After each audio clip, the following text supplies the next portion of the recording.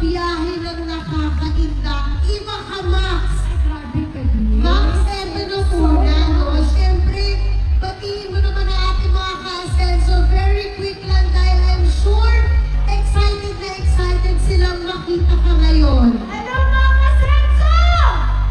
Yes! Nag-enjoy mo kayo? Definitely! Ito na nga, question lang, Max. Kasi hindi ko na ito mapigilan at ang mga ka-Asenso natin gusto nilang malaman paano mo ba napapanatili ang pagiging ganyan kaganda, ka-confident at ready kahit busy-busy ka as mom and entrepreneur.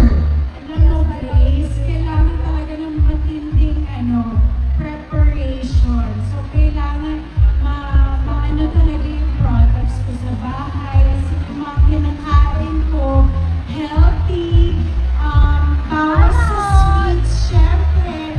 But then kailangan pa rin may energy. That's why I Yes. only trust Unilever. Tama, o alam niyo na kung ano yung pinaka-paborito na produkto ni Max. Alam mo na, Unilever, Rexona, Dove, Ladies' Choice, di ba? At saka Rexona. Okay, Max, ito na. Imbitahin mo na sila. Saan ba sila pupunta para hindi maligaw ang ating mga ka-Asenso? And then for you, Unilever booth over there. I'll see you later. Mag-picture po tayo doon. Kung okay lang sa inyo, okay ba?